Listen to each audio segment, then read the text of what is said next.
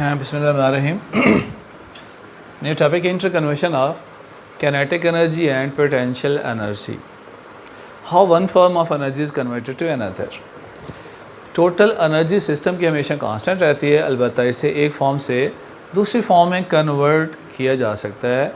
Kinetic इस तरह potential में कन्वर्ट होती है, पोटेंशियल कैनेटिक में, मगर टोटल एनर्जी हर पॉइंट पर सेम रहती है। इसके 3 डिफरेंट पॉइंट्स हैं। पहला पॉइंट देखते हैं। पहला पॉइंट है टोटल एनर्जी रिमेन कांस्टेंट। किसी भी फॉलिंग बॉडी की टोटल मैकेनिकल एनर्जी होती है sum of kinetic and potential. Kinetic और पोटेंशियल ये हर पॉइंट पर क्या रहेगी? कांस्टेंट। फर्ज करें एक बॉडी है, ये बॉडी कुछ हाइट पर है, इस ए पॉइंट पर है जिसकी हाइट h के बराबर है। This body is at point A जिसकी हाइट क्या है? h के बराबर है। ठीक है, एक बॉडी ए पॉइंट पर है, उसकी हाइट h है, रेस्ट में है। चूँकि रेस्ट में है यहाँ उसकी कैनेटिक एनर्जी 0 और पोटेंशियल एनर्जी mgh। लिहाजा जो टोटल एनर्जी मैकेनिकल एनर्जी ए पॉइंट पर है, sum of potential and kinetic, इसकी वैल्यू mgh होगी।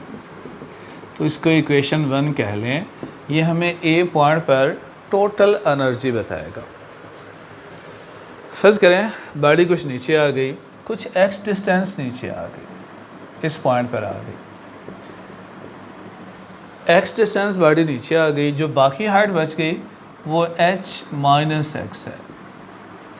बॉडी इस b पॉइंट पर आ गई। b पॉइंट कितनी बुलंदी पर है? h minus x। इस b पॉइंट पर पोटेंशियल क्या होगी? mg। अब हाइट कितनी है? h minus x। तो पोटेंशियल b पॉइंट पर mg h माइनस x है।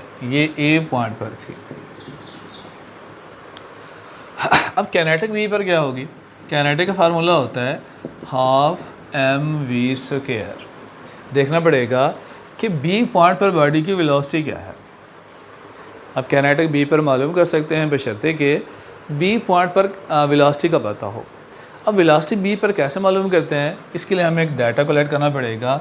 वो डाटा यूँ है कि बॉडी ने रेस्ट से चलना शुरू किया। जबकि बॉडी रेस्ट से चलना शुरू करती है, उसकी इनिशियल वेलोसिटी 0। बॉडी ने कितना फासला तय किया? b तक आने में फासला उसका x के बराबर है। फाइनल वेलोसिटी जो b पॉइंट पर है, नीचे आते हुए एक्सेलरेशन +g होता है। ये सारा डाटा पुट कर लें इस इक्वेशन में। 2s is equal to vf² minus vi²।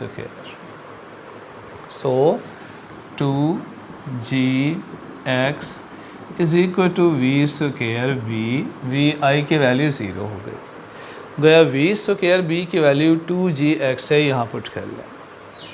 Then kinetic at point b is half m multiply 2gx। 2 से 2 कैंसिल हो गया, mgx। That is kinetic at point b। तो ये पोटेंशियल b पर, ये कैनेटिक b पर, टोटल एनर्जी b पर क्या होगी? दोनों को सम अप कर लें।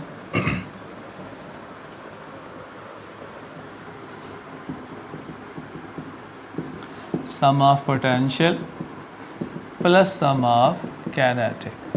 पोटेंशियल है mg h माइनस x, जबकि कैनेटिक है mgx। mgh minus mgx plus mgx। mg को अंदर मल्टीप्लाई कर दिया, ये कैंसल आउट हो गया, बाकी रह गया mgh। So total energy at point b is again mgh। a पर भी mgh, b पर भी क्या है? Total energy mgh। एक तीसरा पॉइंट भी ले लेते हैं। जब बॉडी जस्ट ज़मीन पर टकराने वाली है, इसको c पॉइंट ले लें। c पॉइंट पर पोटेंशियल क्या होगी? ये जस्ट अर्थ लेवल के ऊपर है। यहाँ पोटेंशियल की वैल्यू 0 है c पॉइंट पर, क्योंकि बॉडी की हाइट ख़त्म हो गई। कैनेटिक सी पर क्या होगी, हाफ एम वी स्क्वायर। पता होना चाहिए सी पर वेलोसिटी क्या है। अब सी पर वेलोसिटी मालूम करने के लिए फिर डाटा में चाहिए, क्या डाटा चाहिए कि बॉडी ने रेस्ट से चलना शुरू किया, नीचे आते हुए एक्सेलरेशन जी है, बॉडी ने फासला एच तय किया और फाइनल वेलोसिटी जो सी पर है। तो ये सारा डाटा पुट कर लें इस इक्वेशन में, 2as is equal to v f square minus v i square, that is 2g, s की जगह h, वी एफ की जगह v square c minus c. तो वी स्क्वायर सी की वैल्यू 2gh है, यहाँ पुट कर लें। Kinetic energy is half M v square C की जगह 2gh, 2 से 2 कैंसिल, mgh बच गया। So kinetic energy at point C mgh, potential C पर 0। अब टोटल एनर्जी सी पर चेक कर लें।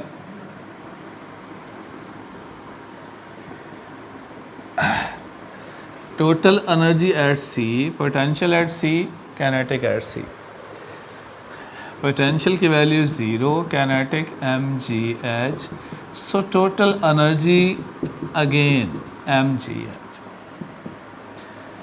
तो हमने 3 डिफरेंट स्टेप पे देखा, ए पर भी टोटल एनर्जी mgh, बी पर भी mgh और सी पर भी mgh है। So total energy at every point remain constant of the following body. किसी फॉलोइंग बॉडी की टोटल एनर्जी हर पॉइंट पर सेम है, ये पहला पॉइंट है। दूसरा पॉइंट है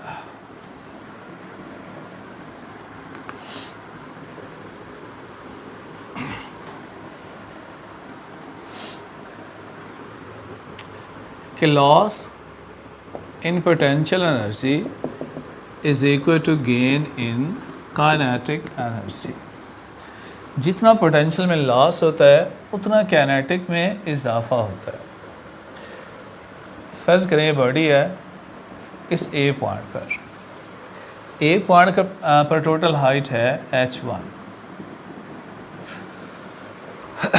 बॉडी की पोटेंशियल ए पॉइंट पर है mgh1। बॉडी नीचे आई, ए से बी पर आ गई, बी की टोटल हाइट है h2। तो बी पर पोटेंशियल क्या होगी, potential at B is mgh2। तो पोटेंशियल का डिपेंड हाइट पर है। पोटेंशियल कहाँ ज़्यादा है, ए पर या बी पर? जहाँ हाइट ज़्यादा है वहाँ पोटेंशियल ज़्यादा होगी। फ़र्ज़ करें यहाँ पोटेंशियल की वैल्यू 100 है और यहाँ कम होकर 60 बच गई।